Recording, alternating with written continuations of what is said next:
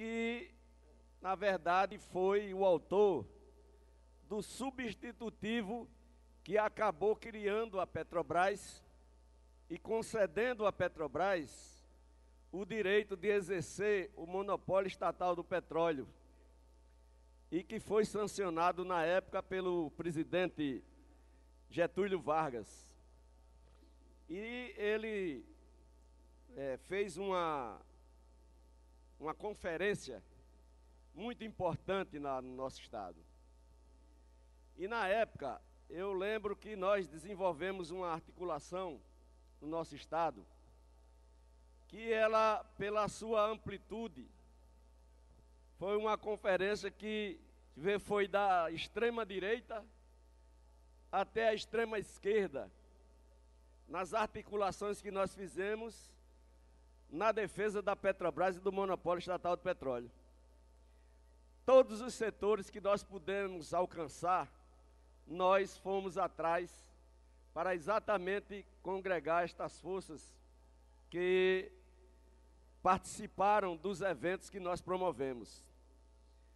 E nessa conferência, tanto em Natal como no Rio Grande do Norte, nós conseguimos fazer atos na rua, praça pública, que congregou milhares de pessoas, tanto em Mossoró como também em Natal.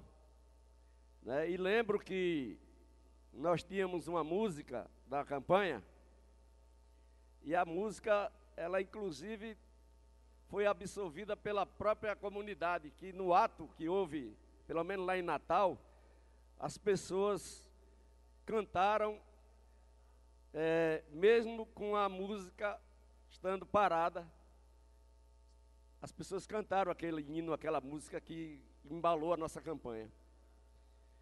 E depois eu concluí o curso de Ciências Sociais.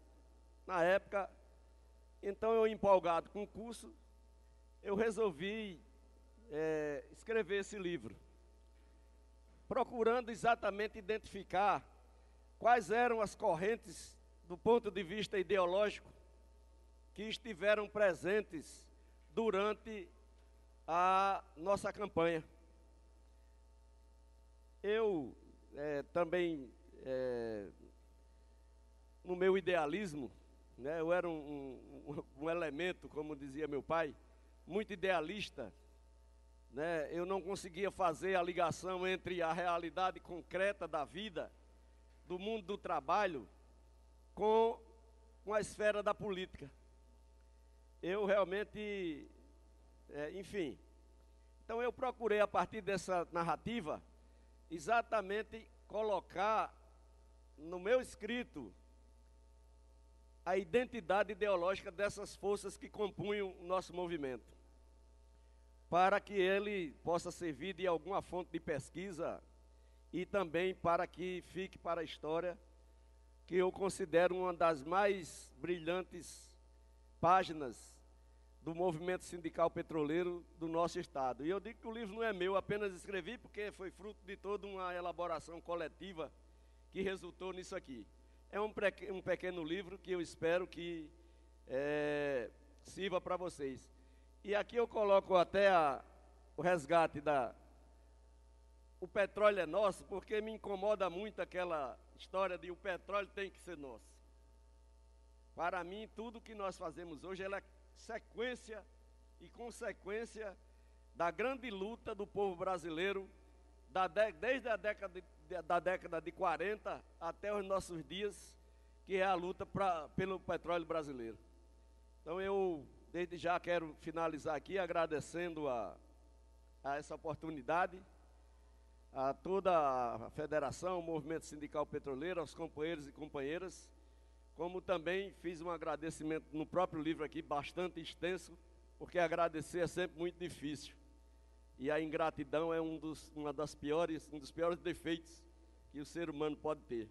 E eu, como não sou ingrato, eu tive o cuidado de agradecer a todos e, mais uma vez, agradecer a essa oportunidade a todos vocês. Muito obrigado, e quem quiser adquirir o livro, vou estar ali fora ali para para que os companheiros possam tê-los. Muito obrigado. Se alguém quiser falar alguma coisa, tá, Zó.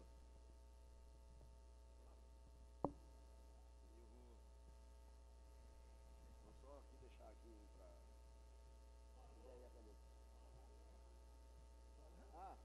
Custa R$ 20. Eu sou um péssimo comerciante.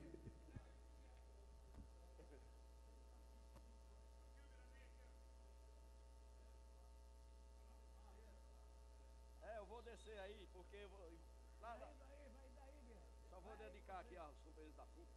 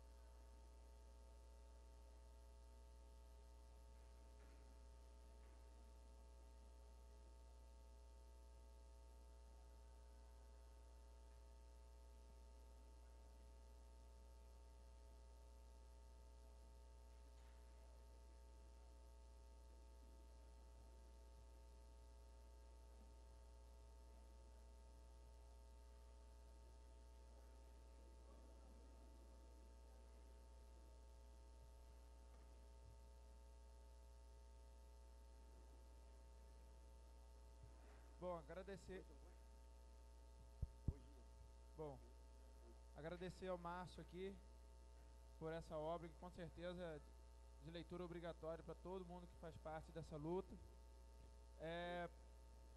Passar aqui rapidamente, só para uma breve saudação aqui do Movimento Negro, para fazer a saudação aqui para todos do plenário. Som. Melhorou? Só abrir aqui rapidamente para uma breve saudação do Movimento Negro, aqui da cidade de Campos, o Sérgio Borges e o Ricardo Barbosa.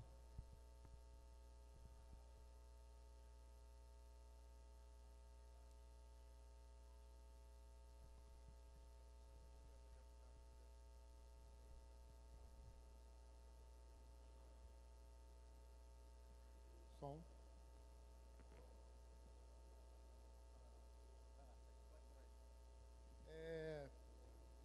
Primeiramente, fora Temer. Pessoal, boa tarde a todos e todas.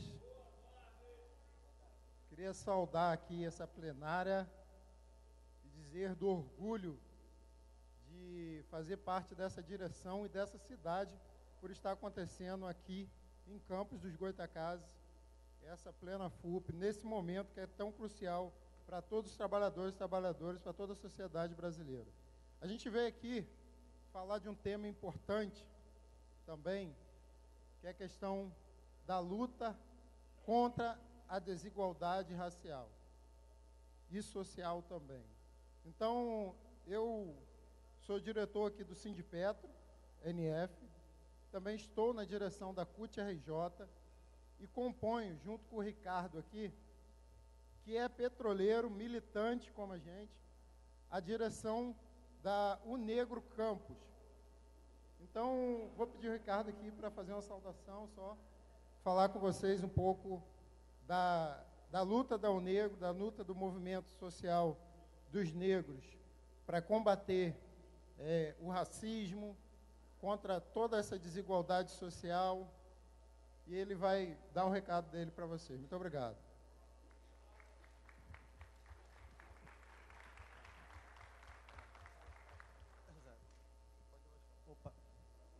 Uma boa tarde a todos aí. Queria agradecer pelo espaço que está sendo dado aqui ao Negro. A gente está tentando desenvolver um trabalho sério aqui em Campos, porque a gente entende que a luta do negro, do LGBT, a luta da mulher, a luta do trabalhador, do petroleiro é uma só. A gente está lutando por melhores condições para todos e a gente vai estar aqui junto e sempre que necessário a gente vai contribuir. Obrigado aí pelo espaço.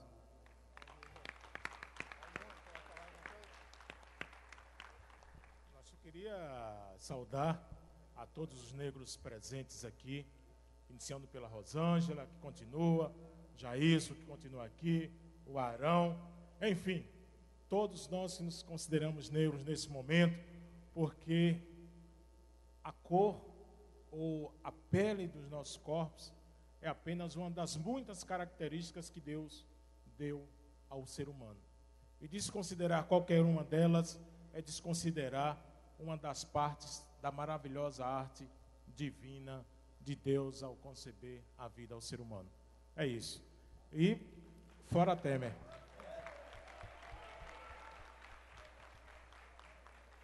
Agradecer a todos ao Movimento Dão Negro.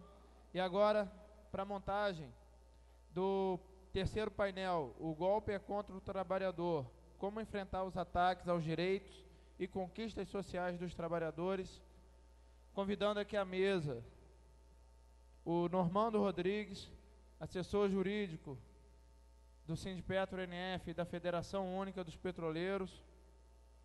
Convidar também o Rony, secretário de Comunicação da CUT Nacional,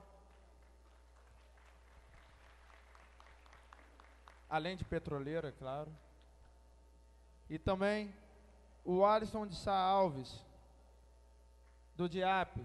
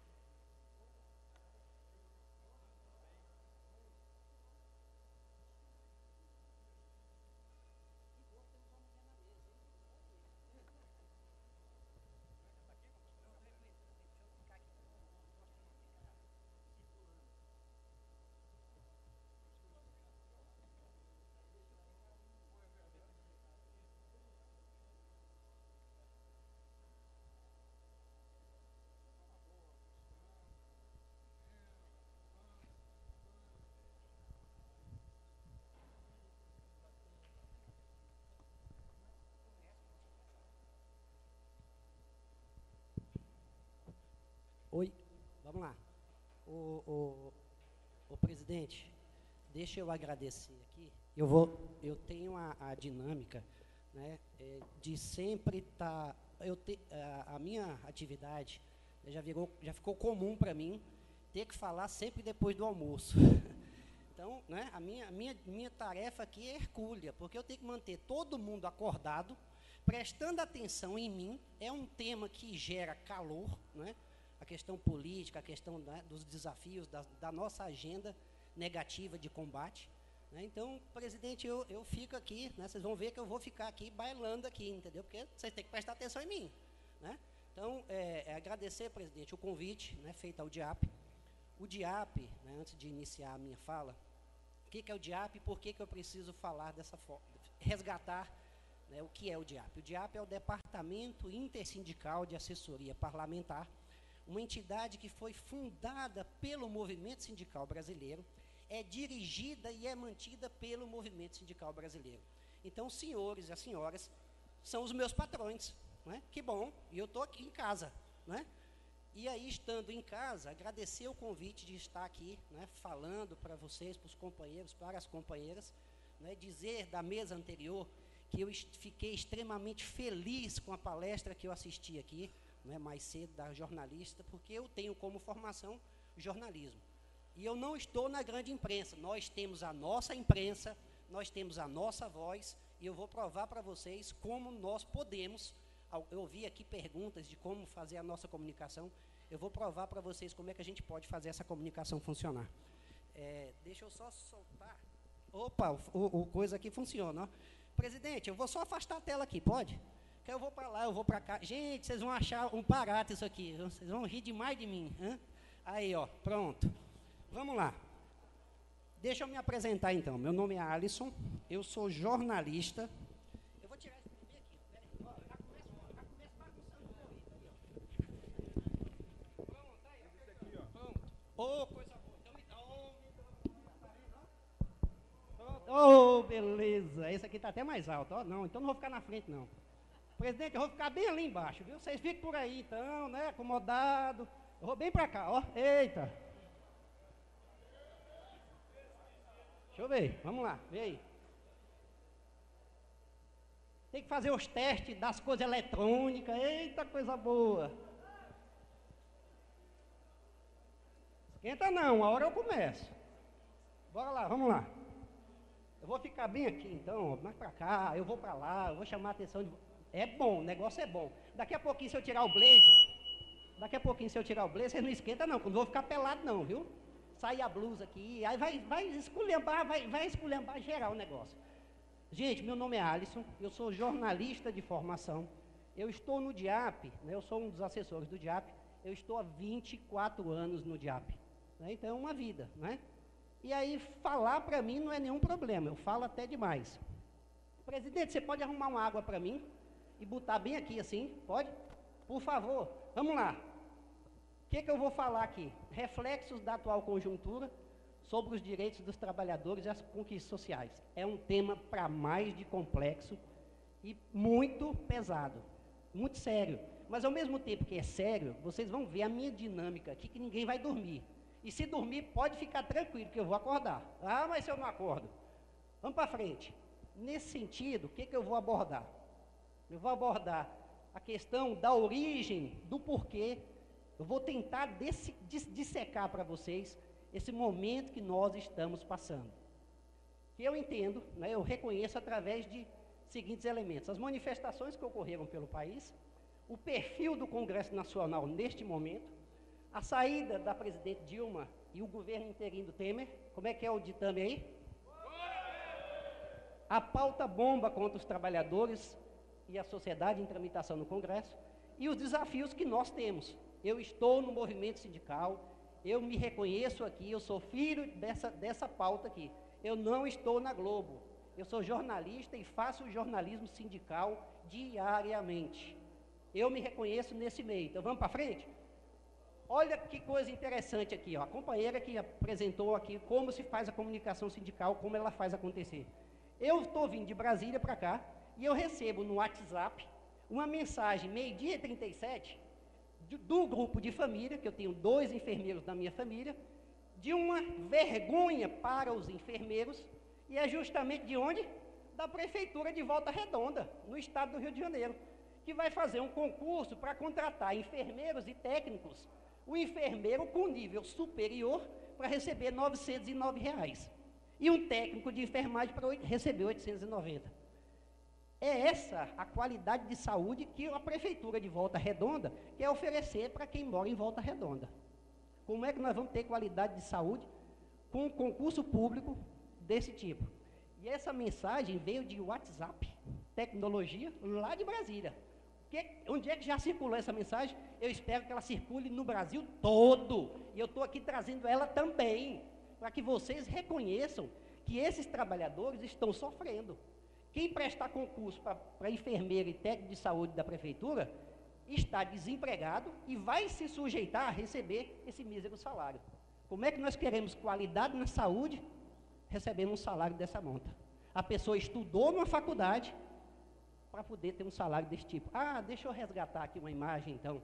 Vocês não sabem da felicidade que eu estou de estar falando com vocês no Instituto Federal de Educação, que foi produto, é criação, é da mente de um companheiro, camarada, que não teve um dedo ceifado num trabalho técnico, companheiro Lula. Ele resgatou o ensino técnico no Brasil, que foi dilapidado pelo PSDB. Eu estou feliz, por demais, por estar aqui. E aí eu convidei uns alunos ali para participarem. É nosso dever, deixa eu convocar vocês para isso também. É nosso dever chamar toda essa meninada, essa juventude que está aí, para essa discussão aqui. Essa discussão que é nossa, que é deles. É o futuro do Brasil. Esse ano nós temos eleições, certo? Eles vão votar. Então essa meninada, essa juventude, deveria estar aqui. O reitor do Instituto esteve aqui, abriu as portas, né, para a realização. Que pena. Ô jovem, venha para cá, participe do debate conosco, venha conversar com a gente. Vamos para frente? Alisson, o momento que a gente está vivendo teve origem, sabe quando? Eu reconheço lá em 2013. Em 2013, nós tivemos no Brasil manifestações em que as pessoas foram para as ruas para manifestar em 4 de 5 dimensões da cidadania: como eleitor, como contribuinte, como usuário de serviços públicos e como consumidor. Não foram para as ruas na dimensão de trabalhador. Sabe por quê? Porque até então estávamos todos muito bem, né? A crise de 2008 que o Brasil atravessou não pegou os trabalhadores. Até então nós estávamos tendo acordos coletivos extremamente positivos, né? Reposição do salário mínimo, certo? Tranquilos. Então, se estava tudo tranquilo, acesso ao crédito, né? Ascensão social, acesso aos programas sociais, né? Educação, saúde, né? Minimamente estávamos todos resolvidos. Ninguém foi para a rua reclamar na condição do trabalhador. Só que a coisa inverteu. A coisa não é assim, entendeu? Está um céu de brigadeiro e vai ficar brigadeiro a noite toda. Não é assim. A dinâmica da economia é perversa. Se hoje está de modo X, amanhã pode estar Y. Aí vamos para as manifestações de 2015 e 2016. Tinha já uma pauta definida, ali não tinha. Ali estávamos reclamando, né, sobre todos esses elementos, sobre todas essas condicionantes. Aqui já teve uma pauta definida, tinha uma liderança identificada, lá não tínhamos. Aqui nós tínhamos convocação nas organizações sociais, redes sociais, os canais de televisão, Globo, SBT, Record, dando plena audiência do que iria acontecer nas manifestações. Vem para a rua, MBL, vem para a rua manifestar. Os partidos políticos, teve partido que se envolveu, né, contra o quê? 2015, 2016, contra a roubalheira que estava e ainda está instalada no Brasil. Como se unicamente fosse culpa do Partido dos Trabalhadores, o Estado, o caos de desorganização econômica, fiscal, né, social que nós temos. Mas vocês sabem da maior? Ninguém falou isso. Vocês sabiam que toda a legislação, em 2013 reclamaram por melhoria nas políticas, fim da corrupção, melhoria nos ambientes políticos, eleitorais, melhoria da qualidade dos serviços públicos. Vocês sabiam que lei anticorrupção foi aprovada no governo Dilma, após as manifestações de 2013? Vocês sabiam que lei da ficha limpa foi aprovada durante o governo Dilma, depois da manifestação de 2013? Vocês sabiam que possibilidade de empresário ir para a cadeia foi aprovada depois das manifestações de 2013? A população não sabe disso. E é nosso dever informar a população que essas legislações só saíram porque foram decisões políticas do governo do PT. E o PT está pagando um preço por isso. Até então não tínhamos. Quem é que já ouviu falar de empresário para cadeia? Quem é que já ouviu falar de senador, governador do estado e preso no próprio exercício do mandato? Ninguém. Nunca se ouviu falar na história do Brasil, que diria o saudoso companheiro Lula. Então vamos lá. 2015, 2016, saímos do cenário de 2013, entramos no cenário de 2015. Crise hídrica, crise elétrica, crise na política, crise institucional, intolerância social. Gente, eu estou falando novidade?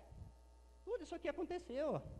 Quem não reconheceu todas essas crises estabelecidas no país? Isso tudo é elemento para se agravar toda e qualquer possibilidade de disputa, né, no país como um todo. E nós temos, olha que coisa interessante isso aqui, ó. Alisson, entre os poderes que nós temos no Brasil, legislativo, executivo e judiciário, olha que cenário, que constatação interessante.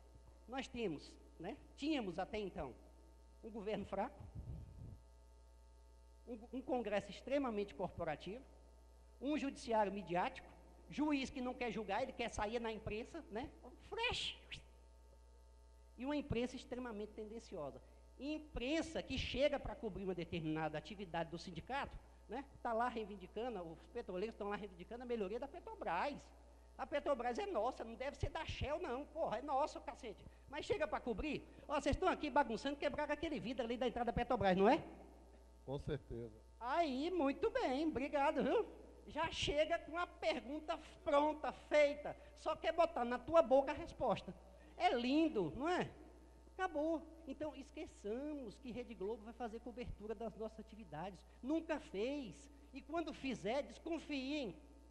Eles não têm interesse, a agenda deles não é a nossa. A pauta deles não é a nossa. Isso aqui, todo esse cenário aqui, é crise. Não é só no Brasil, não. Ei, a crise ali é em qualquer lugar do mundo. Com um governo fraco, um congresso corporativo, um judiciário midiático, juiz que quer aparecer mais do que a Cláudia Raia na TV, e uma imprensa tendenciosa, é crise em qualquer lugar do mundo. Não é só aqui, não. Vamos para frente. Alisson, como é que é o Congresso Nacional, que está aí, que nós temos que estabelecer e lutar contra o que está sendo colocado? Ó, já vou começar a tirar a roupa, peraí. Calma aí, ó, sacanagem, peraí. Peraí, que você doido.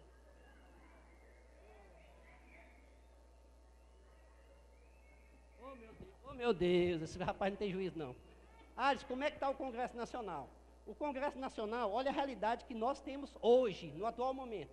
Está pulverizado partidariamente. Vocês sabiam que nós temos no Brasil, hoje, no dia de hoje, 35 partidos registrados no Tribunal Superior Eleitoral, e apenas no ano de 2015, ou seja, o ano passado, foram criados mais 3 partidos. E você sabe o nome de um partido que foi criado? O ano passado, ele é novo. E qual é o nome? Novo. Oh, que partido lindo, olha aí, ó. Novo, um novo partido é novo o nome dele. Aí, ó, coisa boa. E nós temos um Congresso que é liberal economicamente, conservador socialmente e atrasado nos direitos humanos. Reclamavam do presidente da Comissão de Direitos Humanos, né? Aquele lá é fichinha. Pé pequeno, pé pequeno. Vamos ver, vai ver o que vai fazer agora. Alisson, por que o Congresso é conservador? As alianças para as eleições, no ano de 2014, tiveram compromissos ideológicos e programáticos, apenas para ganhar a eleição, mais nada. O PT fez aliança com Deus, o mundo e o demônio, para poder ganhar a eleição. E aí está aí o resultado hoje. DEM fez aliança, todos os partidos, sem distinção. A influência do poder econômico, excelente. Eita, você sabe quem ganha a eleição no Brasil? Ó. Esse ano nós não vamos ter o poder econômico influenciando, não, né? Tudo bem, tudo bem. Mas vocês sabem da maior? Eu tenho que falar para vocês que esse ano é de eleição municipal. O Rio de Janeiro tem eleição. Oh, meu Deus do céu, Brasília não tem, não. Vocês sabem da maior? Vocês não podem dar dinheiro nenhum para a campanha de vereador e prefeito. Mas vocês sabem o que vocês podem dar? E que é muito mais eficiente, mais poderoso do que dinheiro? Voto, massa, consciência, formação social. Por favor, estamos jogando no lixo, eleição a eleição, o direito ao voto, que foi uma conquista extremamente importante. Estão rasgando, as pessoas não estão votando, as pessoas estão totalmente descrentes das representações, e nós temos no país um sistema representativo. Alguém vai ocupar aquele lugar, por favor, sabe? Voto branco, voto nulo e ausência ao voto é um voto despolitizado. Alguém vai ocupar aquele lugar e vai fazer o que estão fazendo hoje conosco. Alisson, o ambiente político está extremamente conturbado. Vamos para frente? Olha como é que era a representação da Câmara antes da eleição e depois da eleição. Antes da eleição, tínhamos 22 partidos. E depois da eleição, 28. Como é que você elege representantes, 513 deputados federais e 81 senadores, né, com 22 partidos, e depois aumenta a quantidade de partidos? Sabe por quê? Muda-se. Eu não gostei desse partido amarelo, eu vou para o partido verde. Sabe qual o compromisso que ele tem? Nenhum. Ele tem compromisso apenas e tão somente com o mandato dele, com os interesses pessoais dele, desse parlamentar. E aí? Certo? Problemas do processo eleitoral. Alisson, isso vai desembocar aonde? Olha aqui onde começa a bagunça toda, e que diz respeito a nós. Aumentaram a quantidade de empresários e diminuíram a quantidade de representantes dos trabalhadores. Os empresários, há muito tempo, eles descobriram que em vez de votar no João, em vez de votar no José, eu vou votar no Adson. O Adson é que é empresário. O Alisson, entendeu? Esse aqui é o cara, esse aqui vai defender a minha agenda e tal, vai trabalhar comigo, é meu camarada, entendeu? Ele vai topar fazer os projetos que eu quero, entendeu? Eu não vou votar no José, não, esquece. Esse aqui é o empresário, eu mesmo vou para lá, porque eu sei o que está pegando para mim. Os empresários aumentaram a sua representação. Olha lá, 220 empresários contra 51 representantes dos trabalhadores. Como é que você faz a agenda dos trabalhadores avançar? Não avança. Alice, por que não avançou? Sabe por quê? Porque é o seguinte, ninguém ouviu. Eu participei em 2013, justamente igual eu estou fazendo agora. Gente, vamos aumentar a bancada dos trabalhadores no Congresso Nacional. Entrou por aqui e saiu por aqui. Olha o resultado. Certo? Não vai, não avança. Aí, como é que nós temos na realidade? Alisson, se diminuiu a representação dos trabalhadores, nós temos o BBB, né? Todo começo de ano no Brasil, né? BBB, eu vou ver, fulano vai dedurar o outro, uhul! Você sabe da maior? No Congresso nós também temos BBB. Boi, bola e Bíblia. Olha lá, ó. Eita, coisa boa. O boi, né? Representante da bancada ruralista. Sabe o que o ruralista quer? Só melhorar o ambiente do agronegócio. Só isso. O boi, a bala, que é a bancada da segurança. Tu acha que ele está preocupado com o nível de segurança teu, é? Ô Luzia, tu acha que ele está preocupado, a bancada da segurança está preocupada com a tua segurança? É nada, está preocupado em vender armamento, criatura. É só isso, entendeu? Dá uma arma para todo mundo, libera o porte de arma. Sabe o que aí resolve? Do bingo também, olha, pronto, mais do bingo. Aí vamos lá, boi, bala, Bíblia, né? Empresarial, bingo. Certo? Essas bancadas têm compromisso com a sua agenda, com os seus interesses. Não é com os nossos interesses, não é com a nossa agenda. Alisson, a bancada feminina. Ô, mulherada, olha aqui, ó. Estou feliz que tem mulher pra caramba aqui hoje, ó. Beijo pra vocês. Ó, viu? Epa, não pode não, rapaz. Oh, meu Deus do céu. Mulheres, por favor, vocês são maioria das eleitoras no Brasil. Cadê vocês? O que vocês estão fazendo? Ocupem os espaços de poder. Olha lá, ó, 51 mulheres. Por quê? Né? Por quê? Amplie, vamos lá, ó, participa do processo. Certo? Se lança candidata. Chega na base, olha, me dá esse telefone aí, me dá esse microfone aí que você já falou demais. Tá fora. É isso, vamos para a luta. Parentes. Ah, tá. Olha aqui que legal, ó. Se eu não posso, porque a lei da ficha limpa não permite, que eu estou cagado igual pau de galinheiro, né? Eu não posso, a justiça está no meu pé. Eu vou chegar no meu primo, ô primão, pô, primão, aí, ó, primo do coração. Bichão, vou dar para tu um mandato, entendeu? Tu vai fazer lá para tu, para nós, entendeu? Para nossa família, entendeu? Entendeu, Marcão? É isso aí, ó. É por aí, certo? Bancada dos parentinhos, certo? Olha lá, aumentou por demais, ó. Gente, esse levantamento se vai desembocar aonde? Na apreciação da nossa agenda. Olha como é que se faz em relação aos governos. Para aprovar as medidas que estão aí colocadas, os projetos de lei que são contrários a nós, as emendas à Constituição, os projetos de lei complementar, tem que ter apoio, o governo tem que ter apoio. Olha que interessante, fiz um levantamento de todos os governos. Olha o governo Temer agora. O governo Dilma, no último mandato, ela vinha sistematicamente perdendo apoio dentro do Congresso Nacional. Veio o governo Temer, que está interino, no primeiro momento, ou seja, desde maio, né, dia 12 de maio foi que ele assumiu, ele está só crescendo o apoio institucional. Alisson, o que significa isso? Ele vai aprovar, se ele quiser aprovar hoje, o governo Temer, se quiser aprovar hoje, as emendas impopulares, os projetos de lei impopulares que ele tem na gaveta, ele aprova. Ele aprova. A PEC que congela o salário dos servidores públicos, limita gasto na saúde e na educação, aprova. O projeto de quebra da exploração da Petrobras, na exclusividade de exploração do pré-sal, aprova. Limite para insuficiência, questão do direito de greve, questão da regulamentação do direito de greve dos servidores, para restringir o direito de greve, aprova. Toda a agenda negativa do governo Temer, ele aprova. Alisson, motivos de um afastamento. Já que nós estamos discutindo tanto aqui, fora Temer. Gente, ó, se tiver meu tempo aí, vocês coordenam aí, que eu falo pra caramba. Motivos do afastamento do governo Dilma. Entre outros elementos que nós conseguimos enxergar. Um desgaste na relação do PT e do PMDB, desde a eleição de 2004. O PT, né, em vez de apoiar os partidos de centro-esquerda, ele optou por apoiar o PROS e o PSDB, inclusive o governo Dilma deu ministérios para esses dois partidos. Qual foi a indicação do PMDB? O PMDB se sentiu traído. Ah, é assim? Na primeira oportunidade, então, nós vamos criar toda e qualquer dificuldade para esse partido, então. Piorou, depois com a disputa da presidência da Câmara. O Arlindo Chinaglia foi disputar com o Eduardo Cunha. Certo? O que aconteceu? O Eduardo Cunha venceu. O companheiro falou mais cedo, o Eduardo Cunha venceu, inclusive sem precisar dos votos da oposição. Venceu já no primeiro turno. Aí pronto, o pau truou. Eduardo Cunha virou o inimigo número 1 desse governo.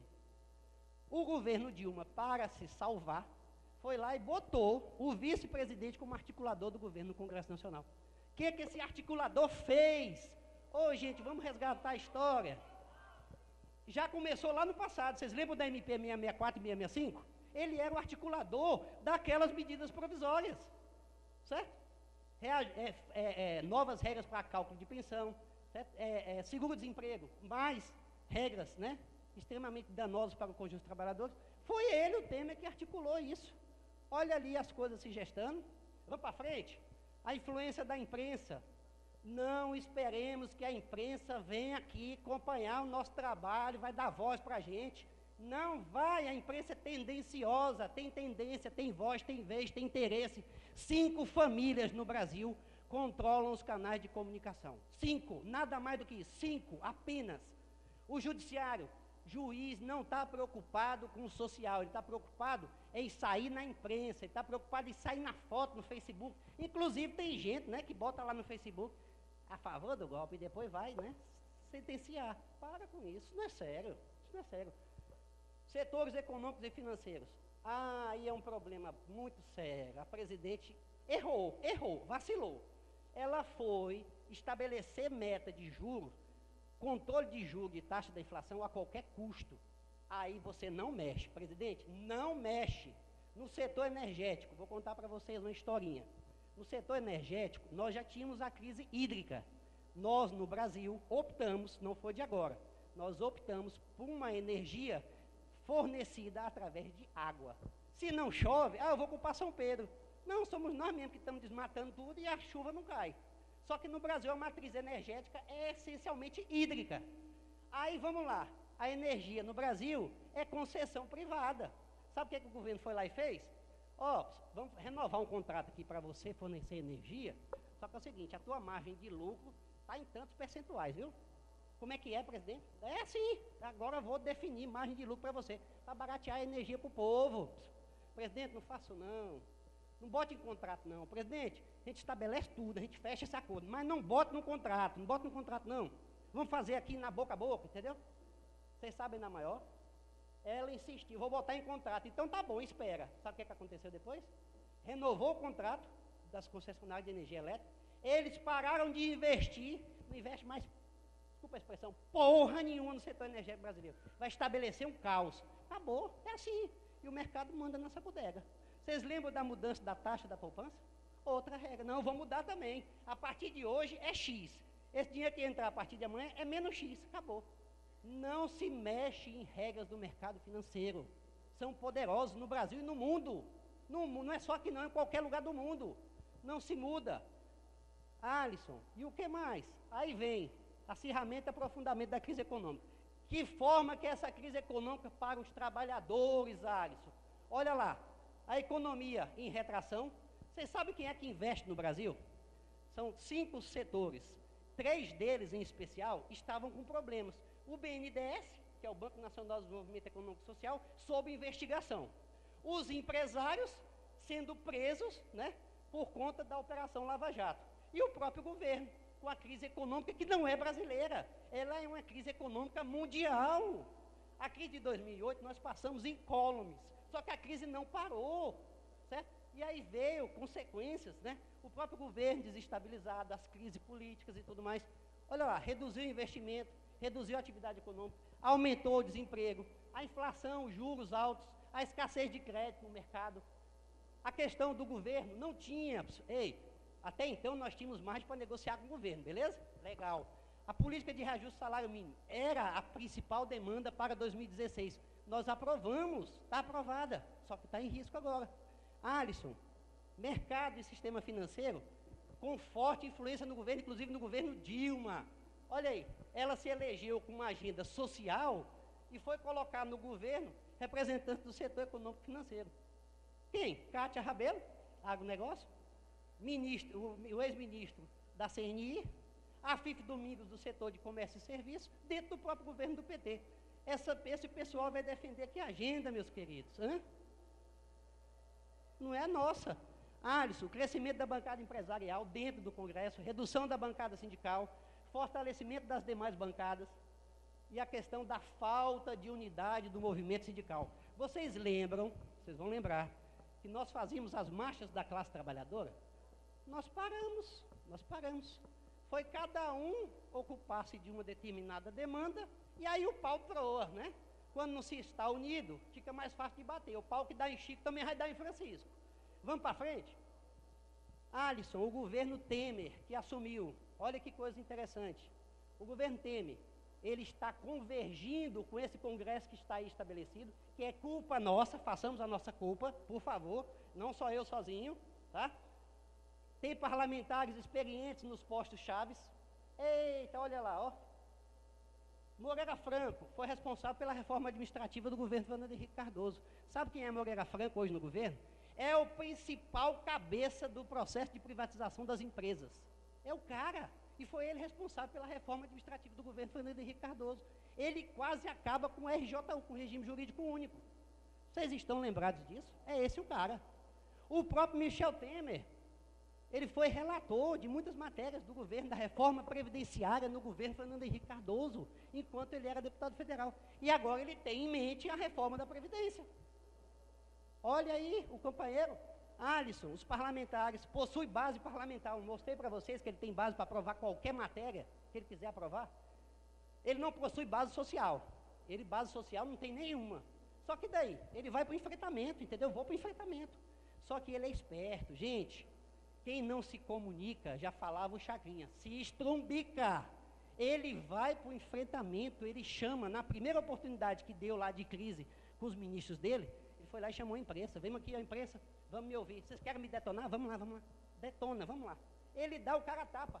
O que é que fazia a nossa outra companheira? Calada tá, calada fica, calada permaneceu, calada foi, tiradinha. Não foi calada, não foi bem calada, tá? É a força da expressão. Alisson, os próximos testes desse governo interino. A imprensa, né, está comprometida também com esse governo. A Operação Lava Jato também está continuando, né, vai tirar muita, e eu espero que tire mesmo. O problema não é apenas o corrupto, é também o corruptor. Vamos depurar? O problema não é a Petrobras é nossa. A Petrobras é de todos e todos os brasileiros. Sabe qual é o problema da Petrobras? Pessoas que foram lá para dentro, certo? Se infiltraram na Petrobras para detonar com a empresa.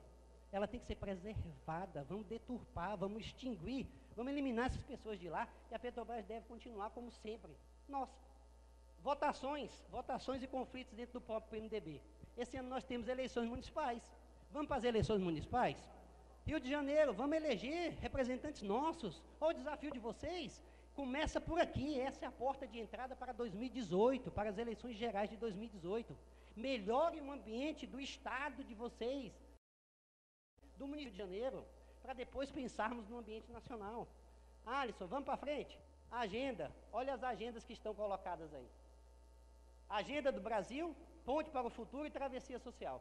A Agenda Brasil é a agenda do Senado Federal, foi definida pelo senador Renan Calheiros. Não tem nada a nosso favor, nada.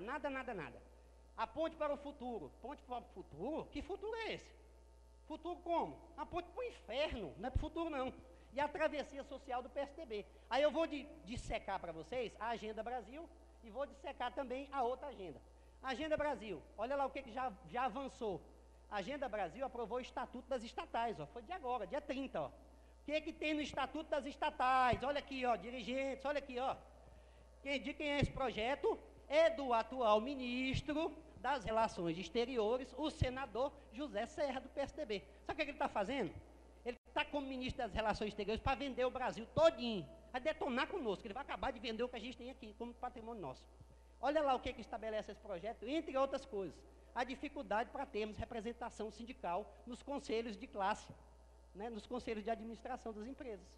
Isso está estabelecido na lei, já é lei. Alisson, esse projeto também estabelece o quê?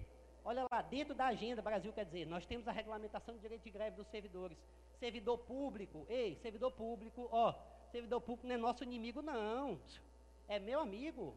Ele também está sofrendo junto comigo.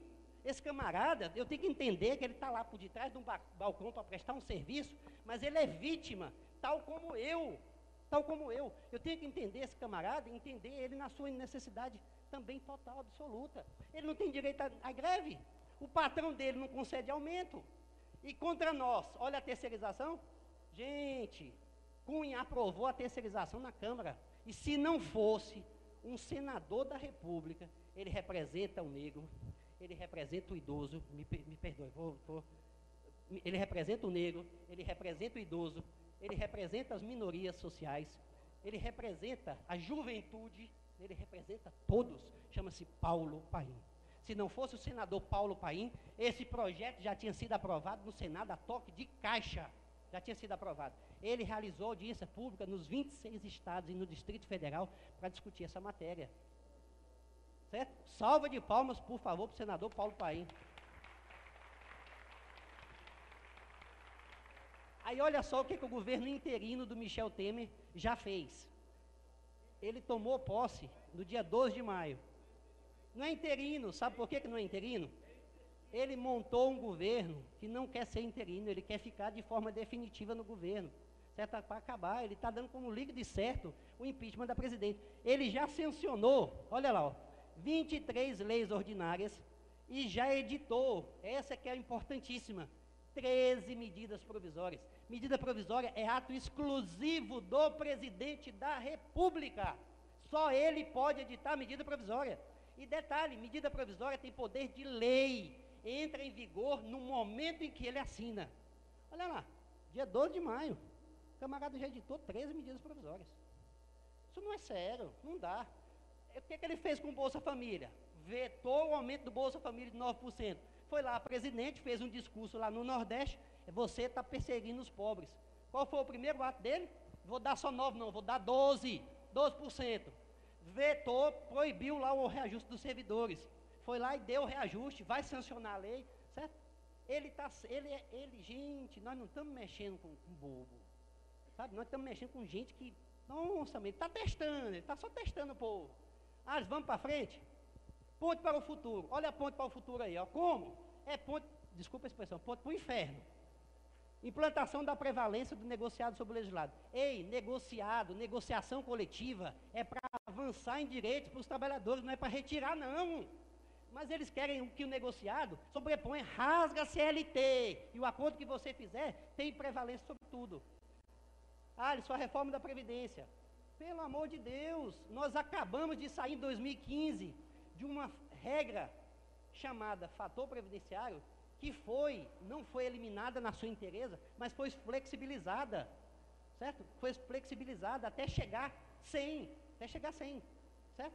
Então, nós temos já uma regra, o fator previdenciário foi a origem de que governo? Fernando Henrique Cardoso. Eu já fiz os cálculos, para eu me aposentar, eu vou ter que trabalhar, né, além do tempo que eu já tenho, mais 8 anos. E aí, mal essa regra foi implementada no ano passado, já querem acabar e colocar a idade mínima. Sabe que não é sério esse discurso. E detalhe, não existe déficit na Previdência Social. Sabe quem fala isso? Não é o Alisson. Chama-se ANFIP, Associação Nacional dos Auditores Fiscais da Receita Federal do Brasil. Eles possuem estudos e mais estudos de que a Previdência Social brasileira, ela é superavitária. Nós temos que apropriar esse discurso nos nossos panfletos, na nossa comunicação. Alisson, o fim, aqui mexe com vocês. Aqui mexe bonito. O fim da exclusividade da Petrobras na exploração do pré-sal. Foi aprovado, ontem, foi aprovada a redação do Senado Federal, a redação original, ou seja, não querem que o projeto seja modificado, lá na Câmara. E agora vai para onde? Vai para o plenário. Vai para o plenário. E se aprovar no plenário essa redação, vai para a sanção. E o governo Temer vai sancionar. Alisson, como é que se faz? E de quem é essa proposta aí? É de quem? É do senador José Serra. Ele já aprovou a lei dos estatutos estatais, agora ele quer aprovar o fim do, quer detonar com o pré-sal. Alisson, e olha outra temeridade lá embaixo, que eu destaquei também, a questão da PEC. Vocês sabiam que o governo Dilma também já tinha enviado um projeto, foi projeto de lei, não foi PEC não. Dilma também havia enviado um projeto de lei para o Congresso Nacional, propondo congelamento de salário para os servidores, mas era projeto de lei. Você sabe da maior agora? A perversidade é tão grande que ele está propondo PEC, emenda à Constituição. Sabe por que emenda à Constituição? Porque para aprovar uma emenda à Constituição, o quórum é qualificado. Então, se ele aprovar, o governador que vier, o presidente depois que vier substituí-lo, está com dificuldade enorme para revogar aquela emenda constitucional. Gente, o pacote de maldade é muito grande. É muito grande. E aí você pega, não é só em relação aos servidores, não. Você vai mitigar recursos para a saúde e para a educação. A saúde de vocês está boa, né? Lá em Brasília está um caos. Eu estou com um parente com H1N1, meu filho teve contato com ele, meu filho teve que ficar hospitalizado também. Aí eu venho para cá para falar com vocês, meu filho está lá doente, porque teve contato com o tio. Fazer o quê? Hã? Vocês estão no momento de Copa aqui. E a dengue? Não está por aí não? E a saúde? Né? Brasília, olha a experiência de Brasília. Brasília era para ter a melhor saúde do Brasil. Aliás, nós já tínhamos. Só que nós temos o estado de Goiás, Minas, Bahia, Piauí, tudo limítrofe com Brasília. Em vez de botar um postinho de saúde lá, não. Sabe o que o prefeitinho faz? O prefeito faz? Compra ambulância para mandar para Brasília. Aí não tem saúde no mundo que dê conta. Não tem jeito. Alisson, vamos para frente? Deixa eu lembrar para vocês, olha que coisa interessante. Parece que a gente esquece. E a gente não pode esquecer. O Estado brasileiro, na democracia, ele é feito de 3 poderes em especial. Qualquer Estado no sistema democrático. O Executivo, que deve administrar, para o interesse público, não é para o interesse do mercado, como está aí colocado, não. Não é para o interesse do sistema financeiro, não. O Legislativo, que a Câmara e o Senado, devem fiscalizar, representar e legislar tanto o Executivo quanto o próprio Poder Judiciário. E o Judiciário deve julgar, aplicar as leis, fazer o controle de constitucionalidade. Esse é o Estado ideal. Só que acontece o seguinte, você sabe da maior? O Legislativo está brincando que legisla, o Judiciário está brincando que julga, e o Executivo, ele está trabalhando sim, ele está detonando com o Estado brasileiro. Esse aí eu garanto para vocês. Sabe por que está detonando? Porque não tem compromisso com o social. O compromisso dele é com o econômico e o fiscal. Estão detonando com o Estado brasileiro. Essa que é a realidade. Alisson, vamos para a pauta então? Ó, a pauta nossa aí. Eita, a pauta nossa é boa demais, viu?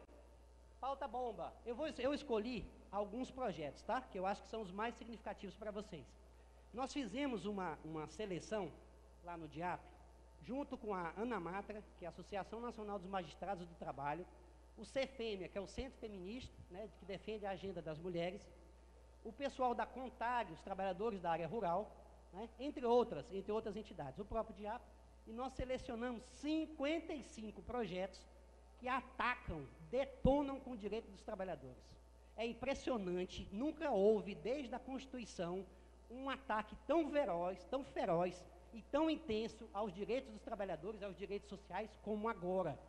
Alisson, entre eles, aí eu escolhi para vocês a regulamentação da terceirização. Petrobras, olha a realidade lá da terceirização dentro do espaço de vocês. A questão da prevalência do negociado sobre o legislado, pelo amor de Deus. Esse projeto, aí eu vou esmiuçar para vocês como é que está a realidade desses 2 projetos hoje. Projeto da terceirização. O cenário piorou bastante depois que se aprovou a matéria na Câmara. Está hoje no Senado. E o PMDB no Senado está dividido. Tem senadores que não querem aprovar essa matéria. E o PMDB é decisivo. Há uma questão que está querendo, né, que os parlamentares querem incluir a terceirização, a discussão da terceirização dentro da administração pública, direta e indireta. Afinal de contas, é o Estado brasileiro um dos grandes demandadores de terceirização. Muito. Alisson, em que pé está essa discussão? O senador Paulo Paim é o relator dessa matéria. Sabe o que ele vai fazer? Qual é a tendência que ele vai adotar? Ele vai rejeitar o projeto da Câmara, emitir um substitutivo, que ele altera, rejeita o projeto da Câmara e propõe uma matéria alternativa, de modo que o Senado aprove essa matéria e a Câmara simplesmente vá lá e chancele. Porque se o senador simplesmente acatar o texto da Câmara, como estiver no Senado, vai para a sanção. Então ele tem que rejeitar o texto da Câmara, aprovar um texto alternativo e enviar para a Câmara dos Deputados. E a Câmara decide o que vai fazer. Certo? Não pode ser diferente. Alisson, esse projeto está na Comissão Especial de Desenvolvimento Nacional, criada pelo Renan.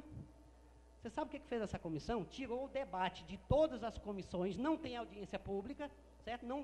Não somos chamados a participar, e discute a matéria direto no plenário do Senado. Os senadores vão votar diretamente no plenário do Senado. Interessante, né? Não é bom? Aí chega no plenário do Senado, você sabe da maior? Vai lá a votação. Você já ouviu falar em votação simbólica? Votação simbólica é, o João não precisa dizer o voto dele, eu voto sim, eu voto não, não. Vamos votar simbolicamente, a população nem sequer vai tomar conhecimento de como votaram os senadores nessa matéria. Bonito, não é? Muito bonito. Lindo, ó. Olha o rolo compressor em cima de nós. Alisson, vamos para frente? A terceirização, o que nós temos de controvérsias? Atividade fim, atividade meio, vamos quarteirizar, como é que vai ficar a questão da representação sindical? Nós vamos ter trabalhadores de uma classe, de uma segunda classe, como é que vai funcionar a questão da solvência, da insolvência das empresas terceirizadas? Como é que faz para quitar os direitos trabalhistas, se essa empresa vier a falir? Isso não está resolvido, não. A obrigação solidária, certo? Ou subsidiária das empresas, isso não está resolvido, não.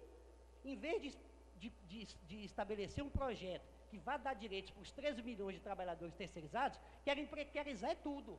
Essa é a proposta dos empresários, como um todo. Por isso que não avançou. Olha o contrato de curta duração ou o contrato de trabalho intermitente. Eu acho que isso aqui pega para vocês também. Foi uma cópia, olha aqui, ó. Eles copiam direito, proposta de direito, por exemplo, de países como Portugal.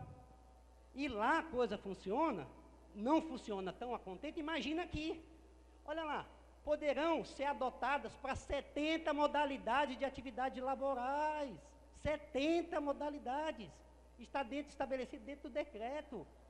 Alisson, e o que o projeto prevê? Prevê lá, ó, uma multinha de R$2.000 para cada contrato de trabalho que não vier cumprir as regras do contrato de duração, de curta duração. Isso é irrisório demais, para com isso, sabe? Empregador quer brincar, os caras não querem cumprir legislação trabalhista e inventam moda. Copiam de países como Portugal, né? Uma legislação que sequer lá funciona e querem trazer para cá. Aí querem, sabe como alternativa? Deixa eu voltar aqui, que nós já temos uma alternativa. Cadê o companheiro? Volta aí um slide para mim, por favor. Só um. Aqui, ó. Aí eles esquecem que contra esse projeto aí, é por isso que é preciso estudar. O Alisson tem que estudar, né? As centrais têm que estudarem, os senhores têm que estudarem também. Nós temos que fazer o nosso dever de casa. Para combater esse projeto aí, nós já temos a lei 6.019 do trabalho temporário. E atende minimamente todo mundo, mas eles querem inovar. Alisson, aí para frente. Mais ameaças. Acordo extrajudicial, impedir o trabalhador de reclamar na Justiça do Trabalho. Redução da idade para início do trabalho laboral. Trabalho escravo, nós já temos no Brasil. Para com o trabalho escravo. Alisson, olha a perseguição ao movimento sindical e ao movimento social. Fazer com que o TCU vá lá e tome de conta, fiscalize as contribuições, a destinação da contribuição sindical. A CPI da UNE, que foi criada lá na Câmara dos Deputados, mas não foi instalada ainda. Nós devemos prestar contas ao Tribunal de Contas da União da contribuição. Vamos para frente. Alisson, nosso dever de casa, representar, lutar por justiça social, representar a classe trabalhadora, organizar, mobilizar, defender, reivindicar, negociar e lutar, sempre e agora mais do que nunca, mais do que nunca. Deixa eu só destacar algumas coisas, alguns protagonismos que nós juntos lutamos e batalhamos e conquistamos. A eleição de um presidente da República trabalhador, legalização das centrais sindicais, a representação dos trabalhadores no sistema S. Deixa eu ir para frente. Fim do voto secreto na cassação de deputados. A participação dos trabalhadores nos lucros e resultados. A lei da regulamentação do trabalho doméstico. Já agora, no governo Dilma. A atualização da tabela do imposto de renda, que está aquém, mas já teve uma atualização. política de reajuste do salário mínimo. Isso é uma política de muito tempo do movimento sindical e nós temos até 2020. Flexibilização do fator previdenciário. Está aí, ó. Isso tudo nós conquistamos. E qual é a política daqui para frente? Qual é o nosso desafio? Melhorar a ampliação da nossa unidade de atuação. Diálogo permanente com a base, com a sociedade. Apoiar o DIAP, apoiar o DIEESE, apoiar os jornalistas independentes. Participar das eleições ativamente. Obrigado, gente.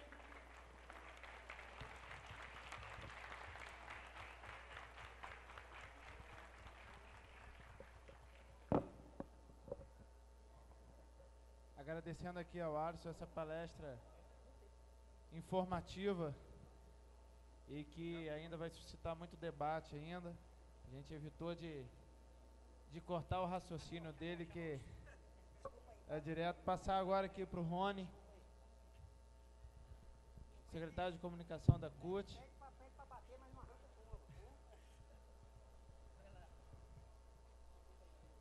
Beleza, boa tarde, companheiros e companheiras. Tá fraco, estão dormindo aí. Boa tarde. Mãozinha, vamos acordar, rapaz? Tira o óculos. Tudo bem, gente, vamos lá. Fora Temer!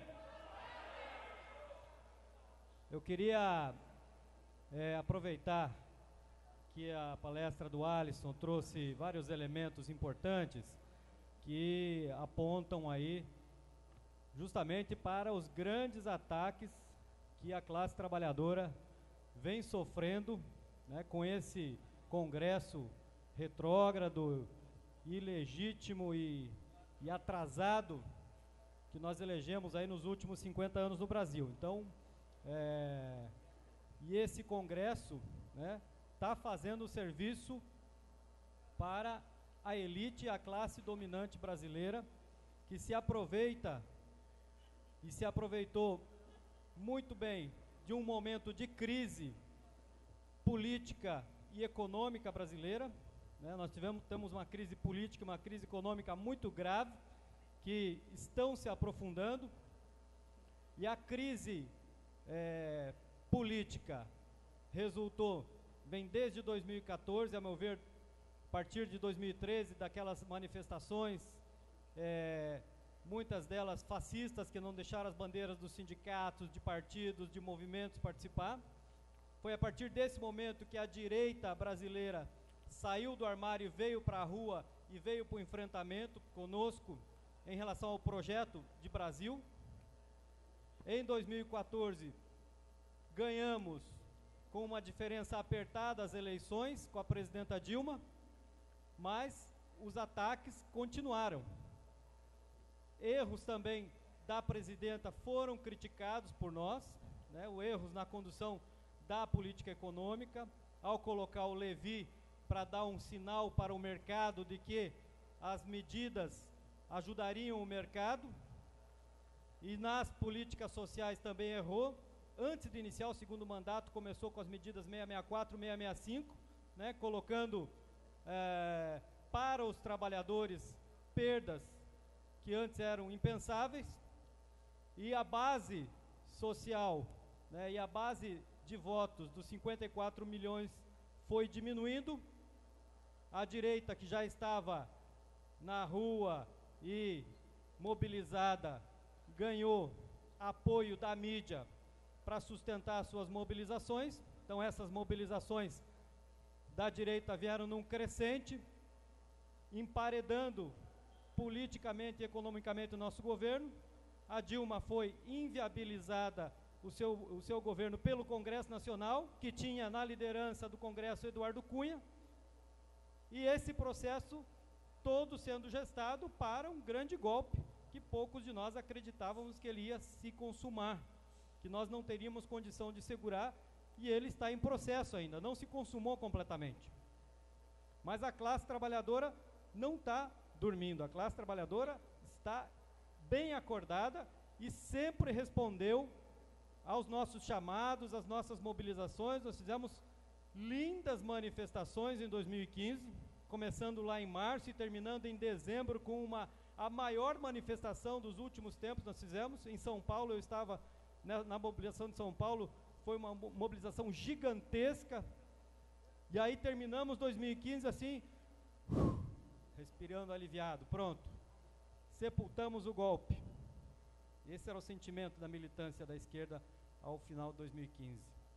E aí veio 2016, né, e a direita não parou e continuou, né, com a organização de todo o golpe, que foi, então, perpetrado, né, com a votação do impeachment na Câmara, depois no Senado, com a retirada da Dilma, aí entra o governo interino e golpista, para fazer, teoricamente, um mandato tampão até a decisão final do Senado, que vai acontecer agora no final de agosto, mas que está tomando medidas e decisões que serão perenes na vida do povo brasileiro, muitas delas, perenes.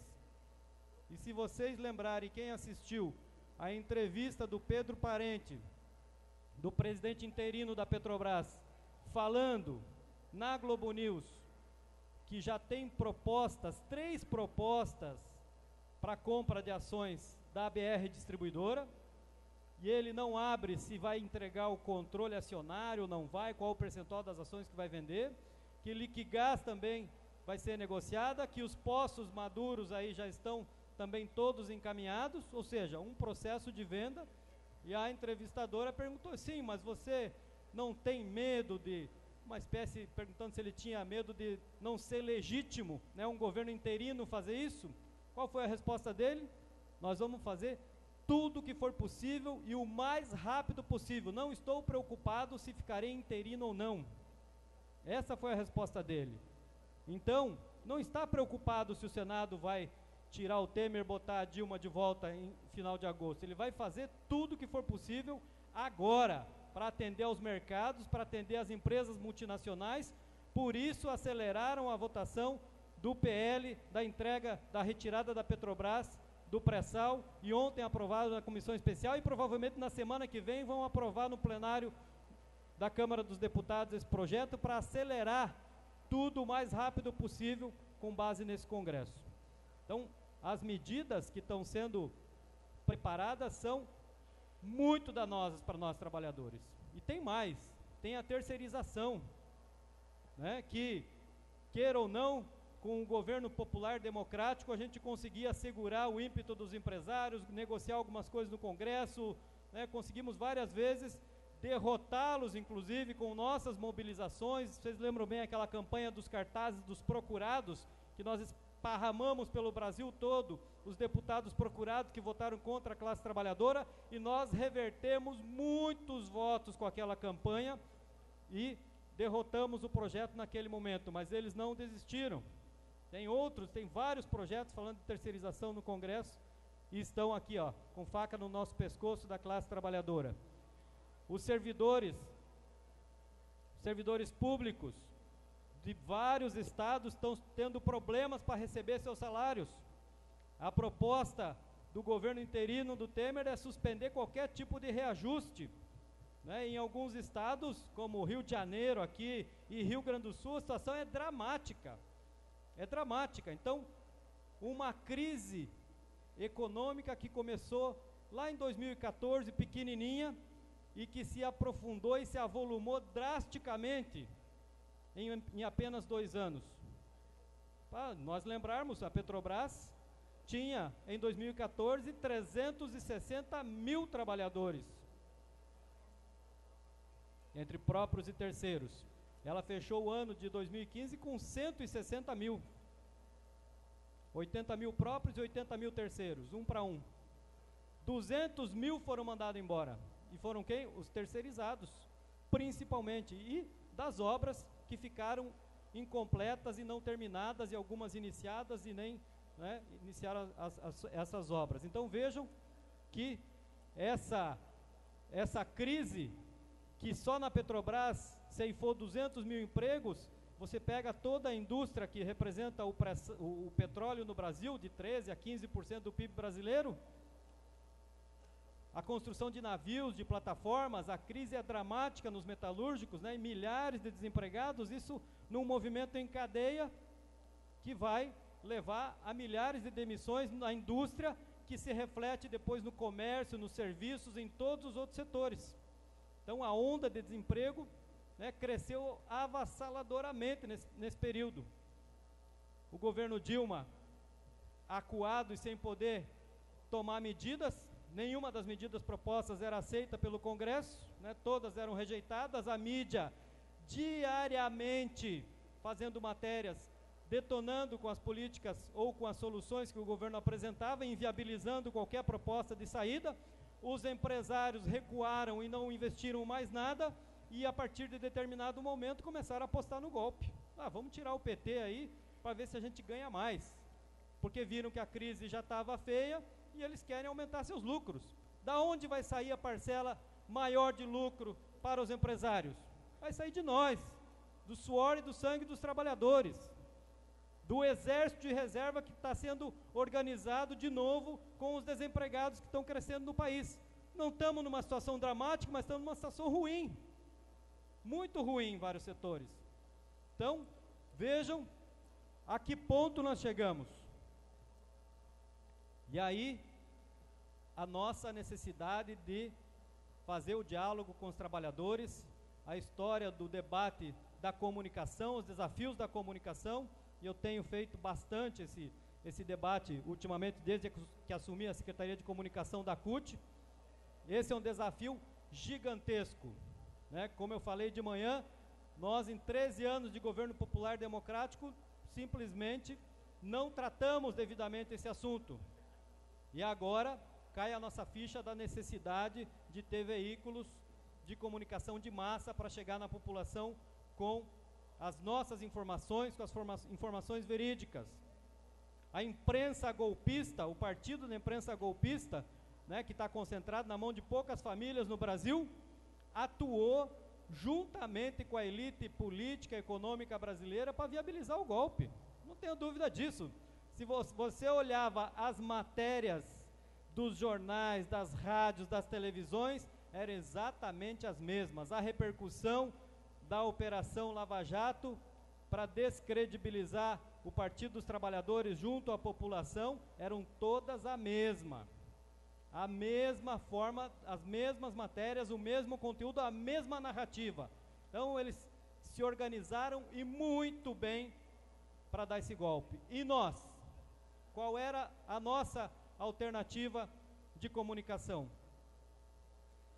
Nós temos várias frentes de debate, de embate nas redes sociais, vários lugares que a gente consegue fazer enfrentamento. Tem os blogueiros que nos ajudam nas redes sociais, mas veículos de massa nós não construímos. Então, nosso desafio é, um deles, construir a comunicação de massa, via programa de rádio e via programa de televisão. Nós estamos construindo uma proposta de ter um programa nacional de rádio para veicular diariamente as informações que precisam ser passadas para a população.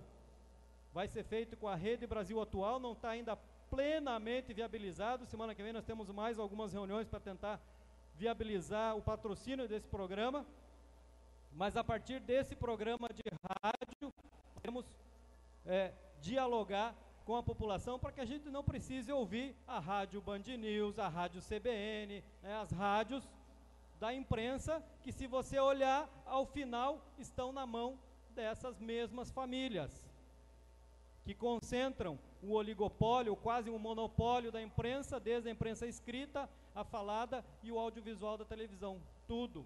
E nas redes sociais eles estão crescendo, porque eles sabem que esse é o filão do futuro. Então nós precisamos nos organizar e organizar a nossa imprensa. E o pessoal fala, mas a imprensa da CUT é muito grande, o seu sindicato se reunir, consegue ser maior que muitos dos grandes veículos. É verdade, nós precisamos construir isso, né? É preciso que a gente comece na nossa casa, aqui nos petroleiros, na federação, organizar os nossos sindicatos, a imprensa dos sindicatos da FUP, para que a gente consiga ter alguns temas nacionais que precisam ser debatidos com os trabalhadores, articulados com a narrativa e a informação que precisa chegar aos trabalhadores. E aí eu não tenho nenhum tipo de preconceito contra todos os veículos. Se o jornalzinho que a gente leva na base cumpre um papel, a rádio cumpre um papel, a internet cumpre um papel, cada um dos veículos cumpre o seu papel. O que precisamos saber é para que papel serve cada um desses veículos, a que público ele é dirigido. E além de fazer o diálogo com as nossas bases, nós temos o desafio também de fazer o diálogo geral com a população. Porque se nós não fizermos, ninguém vai fazer. Então nós precisamos nos articular, né? A Secretaria Nacional de Comunicação da CUT está organizando a Rede Nacional de Comunicação da CUT para que a gente consiga fazer isso enquanto CUT, para que a CUT ajude na Frente Brasil Popular, ajude na Frente Povo Sem Medo, que são as duas grandes frentes organizadas nesse período para fazer o enfrentamento ao golpe, e a gente consiga levar essa mensagem que precisa ser levada à classe trabalhadora e que nós estamos com dificuldade de levar essa mensagem para os trabalhadores. Nós não estamos tendo facilidade em fazer o debate com os trabalhadores. Se você leva o debate do golpe, do fora Temer, da volta a Dilma, o trabalhador não entende. Pelo menos a média, né, dos trabalhadores não entende, salvo aqueles mais aguerridos, militantes que entendem, não entendem e não querem fazer esse debate. Então eles estão totalmente despolitizados, culpa nossa também.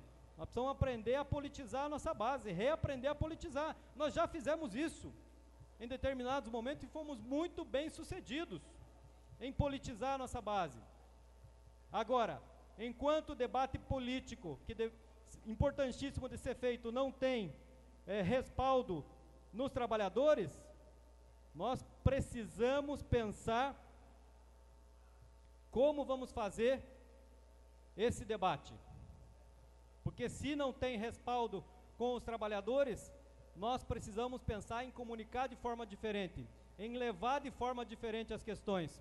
E aí, se o trabalhador não entende que o governo interino e golpista do Temer está com esses mais de 50 projetos aí contra os trabalhadores, que vão tirar seus direitos e tirar os empregos e vão arrasar com a classe trabalhadora brasileira, se ele não está entendendo essas ameaças, via governo interino e golpista, mas ele vai entender à medida que doer no seu bolso, né? À medida em que o governo interino e golpista começar a mostrar suas garras e o trabalhador sentir no bolso, aí eu não tenho dúvida. Então esse é o debate que o trabalhador entende, e nós sabemos fazer esse diálogo, nós sabemos fazer essa conversa com o trabalhador. Esse é o nosso desafio, né? É levar essa pauta para o trabalhador, da retirada de direitos. Você sabe o que vai acontecer com a terceirização? O que acontecerá na Petrobras, em que os trabalhadores próprios, né, em 2014, como eu falei, era uma ilha de 80 mil frente a 200 e tantos mil terceirizados. Hoje está 1 para 1, mas não tenha dúvida, com a abertura do pré-sal para as multinacionais, os debates que virão para retirar a quinta turma, eles não vão querer nivelar por cima o direito dos trabalhadores, vão querer nivelar por baixo. E aí isso vai atingir o petroleiro. Então esse debate nós precisamos fazer com o petroleiro. Nós precisamos fazer o debate com os petroleiros da importância da Petrobras, resgatar a dignidade do petroleiro e mostrar para ele a importância que tem a Petrobras para o desenvolvimento do país. Ao final e ao cabo, esse golpe está se mostrando não só como um projeto da elite para dominar o país e para ter mais lucros, mas ele está se mostrando um projeto que mexe na alma das pessoas, na alma do brasileiro, mexe na autoestima do povo brasileiro. O golpe está dizendo e está tirando dos trabalhadores e do povo brasileiro a autoestima, o sonho de ser uma nação desenvolvida. O que estava acontecendo conosco, com o projeto popular e democrático, que nós passamos a sonhar a ser uma nação desenvolvida. Nós vimos que nós tínhamos condição, que o Brasil tem jeito, que nós poderíamos chegar lá. Eles estão nos usurpando, é isso, o nosso sonho de ser um país desenvolvido, e o Brasil tem condição, com toda essa riqueza que nós temos, especialmente com o pré-sal, nós temos condição de chegar lá. É isso que estão querendo roubar do povo brasileiro, a esperança de ser uma nação desenvolvida. E nós precisamos fazer esse debate com o trabalhador. Nós temos condição sim, nós precisamos nos organizar. Para isso, A CUT tirou uma série de resoluções na semana passada, apresentando várias propostas. Já vou concluir. Dentre as propostas, estão colocadas uma proposta de fazer assembleias nos sindicatos, para que os sindicatos chamem os trabalhadores para debater essas questões.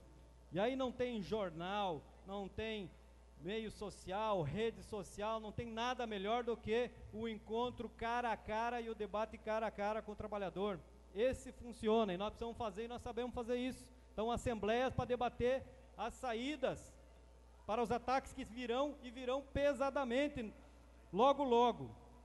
A CUT também está orientando seus ramos, suas confederações, suas CUTs, seus estados, as CUTs estaduais, para fazerem plenárias, para debater, sabe o quê?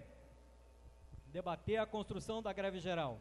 Muita gente tem perguntado lá para a CUT, quando é que vai ser a greve geral? Quando é que vai ser? Qual é a data?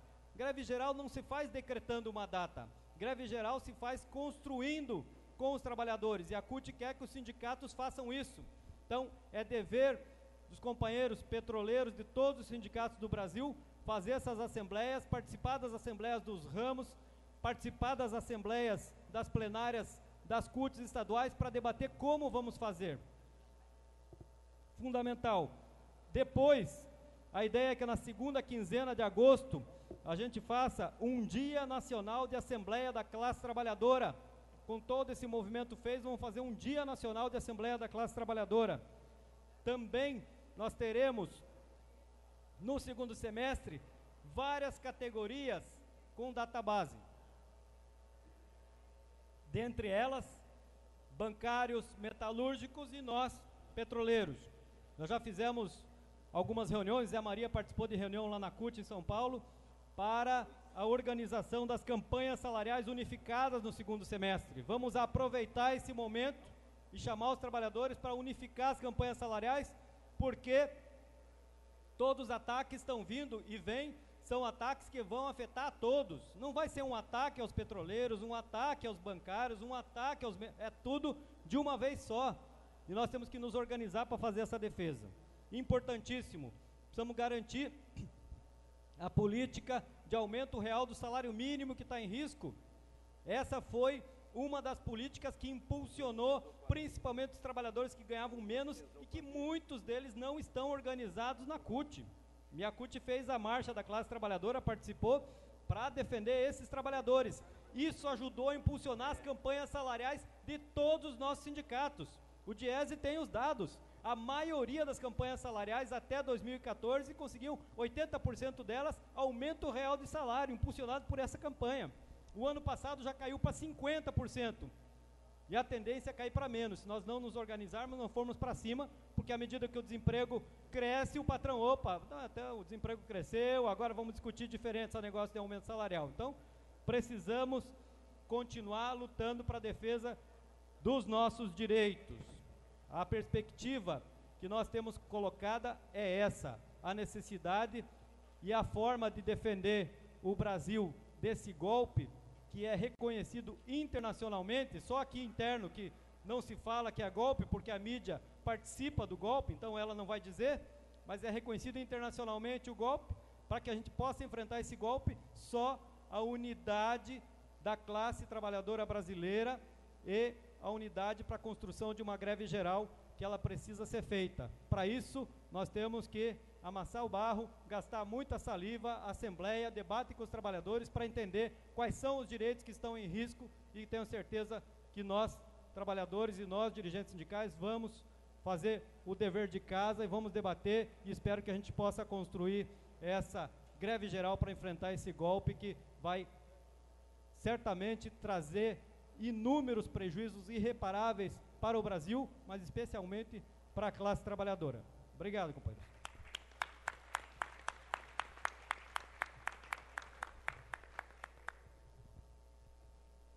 Passar agora para o Normando, da Assessoria Jurídica da Federação.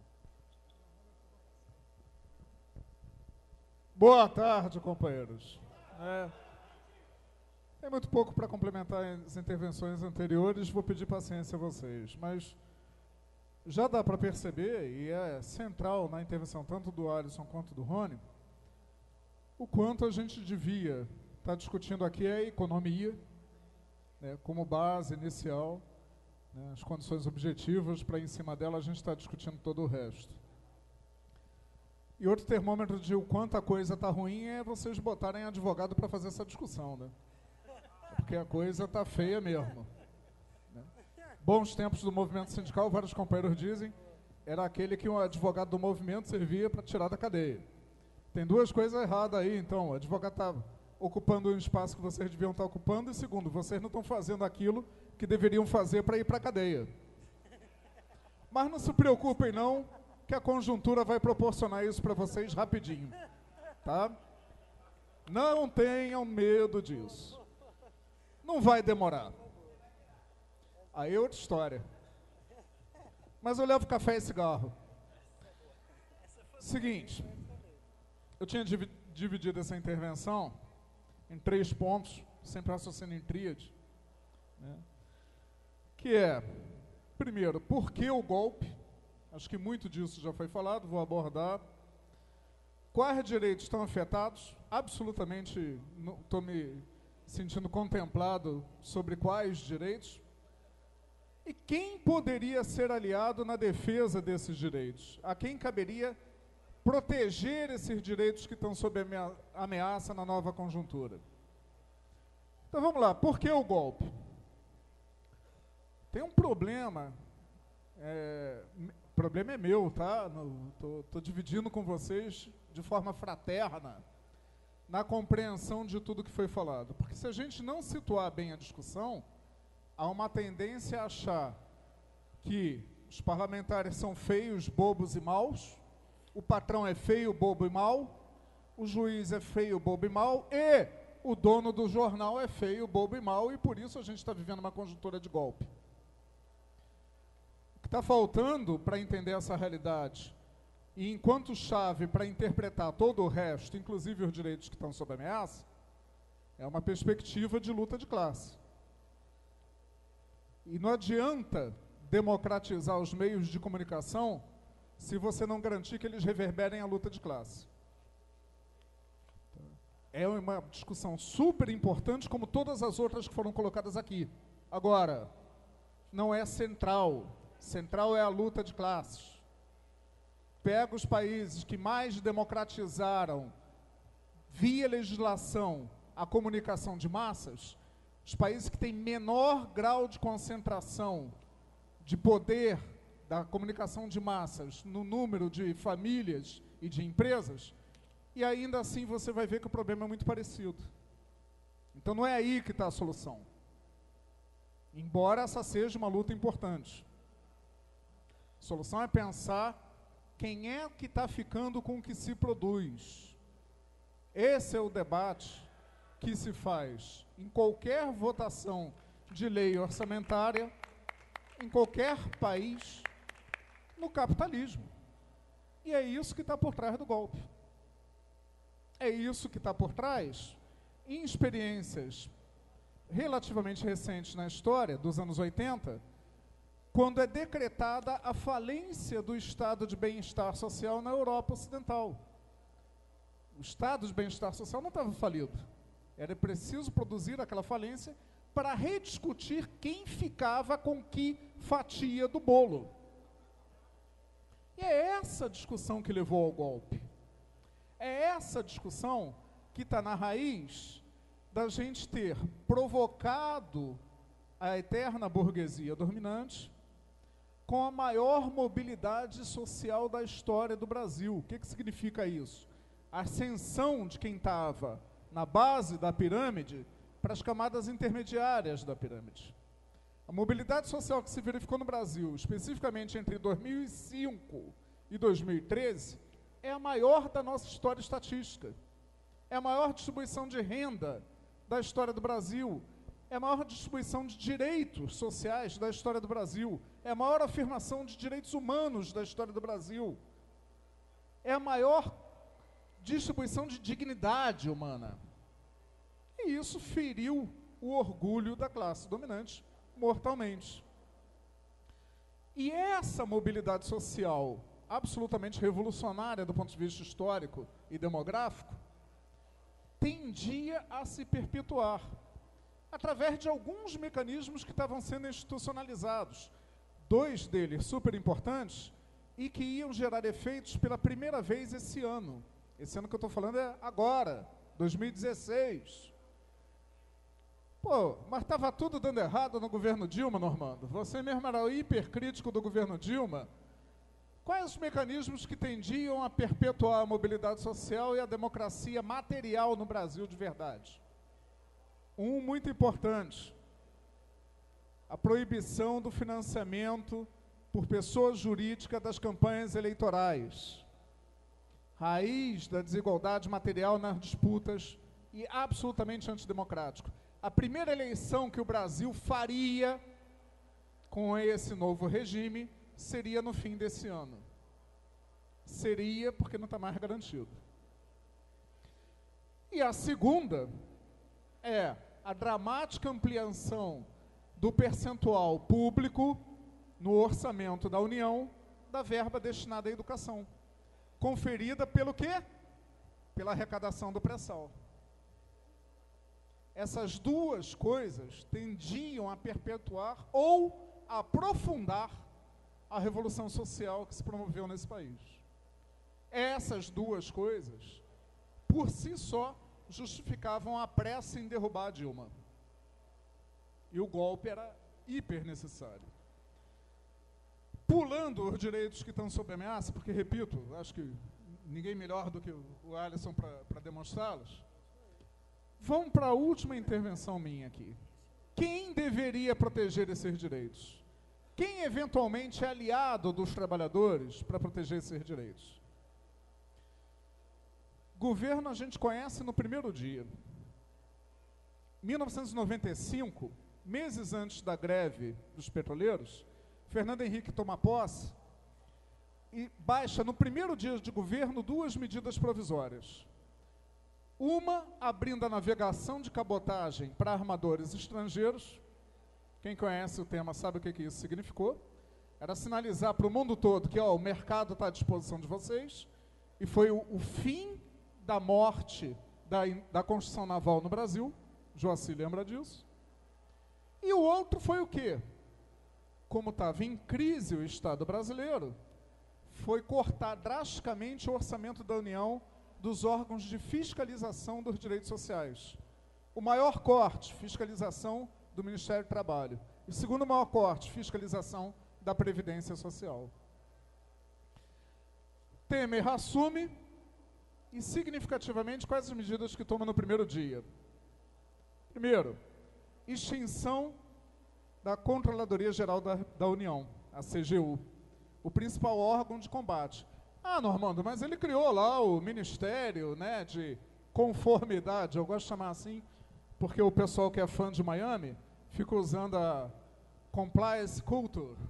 É isso? Entendam, a Controladoria da União era ligada diretamente ao gabinete do presidente, respondia a ele e hierarquicamente estava acima dos ministérios. Ao extinguir a CGU e ser criado um ministério, esse ministério aqui não tem mais ingerência sobre os demais. O máximo que ele pode fazer é detectar alguma coisa e sugerir ao presidente para que ele intervenha no ministério em questão. Então, a primeira, liberou geral para corrupção, foi o primeiro sinal que ele indica. E o segundo sinal, que tem a ver aqui com quem defenderia os direitos que estão sob ameaça, foi o corte da Justiça do Trabalho. 70% do orçamento da Justiça do Trabalho para 2016 foi cortado. 70%. Sou fã da Justiça do Trabalho não, viu? Eu participo de um grupo que faz muito uma piada de que juiz bom é juiz morto, que é uma frase de um general da Guerra Civil Americana. Mas o que significa 70%? É um número tão drástico, tão irreal, para qualquer gestão de qualquer autarquia ou órgão público no Brasil, que levou a magistratura da segunda região, Tribunal Regional do Trabalho da 2ª Região, que é São Paulo, capital e região metropolitana, o resto do estado é 15ª região, a simplesmente não acreditar. E não tomaram medida nenhuma de reduzir os gastos do TRT2, porque achavam que era absurdo 70%, e claro, o Temer é nosso. Temer, não, que isso? A gente colaborou para o golpe, o Temer não vai deixar a gente na mão. Então isso aí ele está jogando para a galera, para inglês ver, e depois ele vai fazer uma complementação orçamentária. O resultado é que ontem o TRT2 soltou uma nota dizendo que vai fechar as portas dia 1º de agosto. É a primeira vez na história do Brasil que um tribunal avisa que vai parar de funcionar porque não tem dinheiro para funcionar. Se é que vai fechar mesmo, está fazendo isso também para disputar dinheiro com a União. Mas o que significa isso? Afinal de contas, a gente tem uma problemática que é importante para o movimento sindical entender. Muita gente não entende e fica ou tendo ilusão de que a ação na justiça vai resolver alguma coisa, ou preocupado em fazer aliança com o juiz. Qual é a problemática? A gente tem hoje, na presidência do Tribunal Superior do Trabalho, o juiz do trabalho número 1 do Brasil, um juiz de extrema-direita. Extrema-direita mesmo, não estou sendo exagerado não. Exagerado se eu chamasse de fascista. Né? Acho que em alguns aspectos é, outros não, mas ele é de extrema-direita. Existe uma diferença entre conservador e reacionário. O movimento muitas vezes confunde tudo, né? Confunde justiça com ética, etc. e tal. Conservador é quem quer manter tudo como está. Reacionário é quem quer voltar para o passado. Ives Gandra Martins da Silva Júnior é reacionário. Ele quer um Brasil que não existe mais e que existe na cabeça dele ou no mundo do Senhor dos Anéis, do qual ele é fã. E que, ao saber que seria indicado presidente, pela escala de antiguidade e rotatividade dos ministros, dos 27 ministros do TST, declarou publicamente, em eventos empresariais e em entrevistas e em revistas da CNI e da CNC, qual era a sua plataforma. Era acabar com o hiperprotecionismo da Justiça do Trabalho. Eu acho que a Justiça do Trabalho é hiperprotecionista mesmo, protege demais o patrão. Mas ele entende o oposto. E pontuar duas metas que ele objetivamente, né, propõe, e uma delas ele é o autor, de fato, do projeto de lei que está no Congresso. Que são o quê? Liberar a terceirização geral. Palavras do senhor presidente do Tribunal Superior do Trabalho: é inadmissível na atual conjuntura econômica você proibir a terceirização da atividade fim. Expressão dele, que ele bate no peito e assume.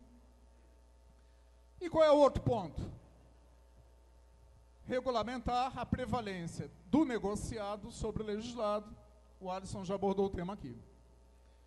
Esses dois pontos, depois de assumir a presidência, ele no discurso de posse, hoje ressalta, chama uma reunião com as centrais sindicais, reafirma tudo isso e coloca dinheiro na mesa para as centrais aceitarem. Que foi o quê? Na cara dura. Colocou a proposta de a Justiça do Trabalho rever seu entendimento retrógrado, porque antes da Constituição de 88, quando pretensamente foi elastecida a liberdade sindical, a Justiça já entendia que os 24 diretores previstos na CLT, né, diretoria mais conselho, tinham estabilidade. O TST foi evoluindo até a jurisprudência atual de que só 7 têm estabilidade. A gente se bate contra isso, mas é um entendimento dominante dentro do TST hoje em dia. Aí ele coloca isso na mesa e diz, por exemplo, se vocês aceitarem esses dois pontos, negociado sobre legislado e a terceirização geral, o TST pode rever a estabilidade e ampliar a estabilidade para todo mundo. Pode rever também o entendimento do TST sobre a contribuição assistencial, de que, segundo a jurisprudência atual, é só para o sindicalizado. E aí o TST aceita ampliar para todo mundo.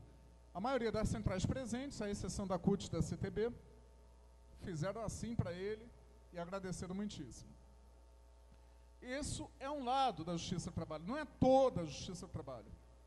Semana seguinte a essa reunião saiu um manifesto de 19 ministros dos 27 do TST, reafirmando a necessidade de proteção dos direitos sociais e de proteção da justiça do trabalho. E aí eu digo para você, e vários tribunais ao longo do país, registre-se, aderiram a esse manifesto. E eu digo para vocês na boa, é interesse corporativo imediato. O grosso da magistratura está preocupado, não com seus vencimentos, mas com o orçamento da Justiça do Trabalho e com a existência e sobrevida da Justiça do Trabalho num Estado radicalmente liberal. Um Estado radicalmente liberal que a janela de oportunidade do governo golpista está construindo. Tem pressa, porque não sabem qual é o tamanho dessa janela, então querem garantir a maior flexibilização, a maior liberalização, o quanto antes. Agora, então não estou te entendendo, Armando. Tem um lado da Justiça do Trabalho que protesta contra os ataques aos direitos dos trabalhadores e à justiça. E você diz que é interesse corporativo. Tem o outro lado, que assumidamente é parte no golpe e é parte no ataque aos direitos sociais. Então, da Justiça do Trabalho, a gente não pode esperar nada e está no lascado. Ah, agora vocês entenderam. Entendam uma coisa. Na cabeça do juiz do trabalho, é absolutamente compatível reclamar do ataque aos direitos sociais e, paralelamente, atacar os trabalhadores. Não há contradição. Isso não vem só da cabeça do cidadão. Tem um motivo para isso. Vou dar um exemplo rápido. O Tribunal Regional do Trabalho da Primeira Região aderiu ao manifesto dos 19 dos 27 juízes ministros do TST contra o desmanche do direito do trabalho e a justiça do trabalho. Uma semana antes de ter aderido, chamou a infantaria da Força Aérea para fazer um treinamento de combate a manifestações, prevendo uma manifestação e ocupação do prédio do tribunal. É absolutamente compatível uma coisa com a outra, por dois motivos. Primeiro, um motivo de fundo da nossa legislação e sistema de proteção do trabalho no Brasil. A Justiça do Trabalho foi desenhada, planejada, posta a funcionar e funciona muito bem para proteger o interesse do patrão. Essa é a função dela e assim ela atua. Como é que ela faz isso? Muito simples. Abre a CLT e lê. Ao mesmo tempo em que a Justiça do Trabalho tenta afirmar uma série de direitos individuais em processos que vão durar 6, 7, 8, 9, 10 anos, ela tem o título 5º da CLT, que a doutrina a intervir de forma repressora na organização sindical.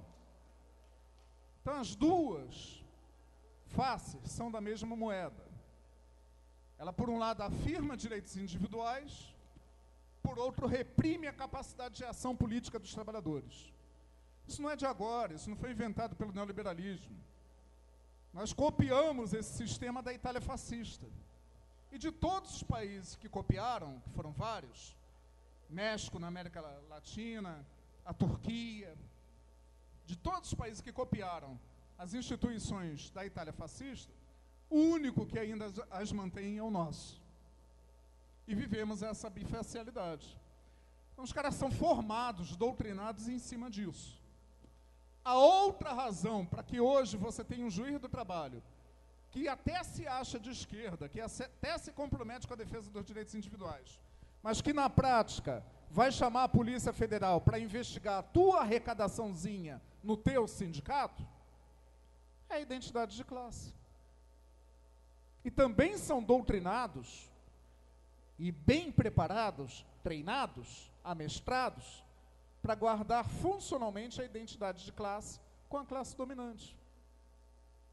Entendam isso.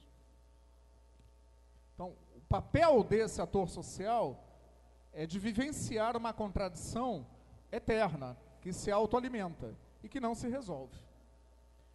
E o nosso papel é explorar essas contradições naquilo que a gente puder. Agora, não é aliado. De parte disso, falei en passant do sindicato, mas nós, assessores do movimento, temos registrado no país inteiro, paralelamente ao golpe, uma ofensiva do Ministério Público do Trabalho sobre a estrutura e contas dos sindicatos. Fica aqui o alerta, os companheiros lerem e relerem suas contas e finanças, porque é por aí que eles vão atacar, e estão atacando já. E para encerrar, né, para não dizer que eu estou sendo muito dramático, comecei a trabalhar profissionalmente com o movimento sindical em 1986, a maioria aqui não era nascida.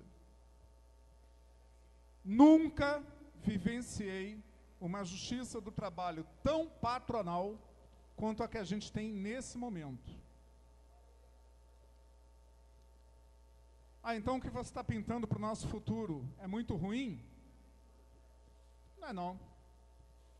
O que determina a nossa capacidade de organização é a leitura de mundo que vocês têm. Eu sei que existem companheiros aqui que compartilham de uma leitura de que o sindicato tem que ser uma sucursal do RH da Petrobras. E sei também que tem companheiros aqui que compartilham uma visão oposta a essa.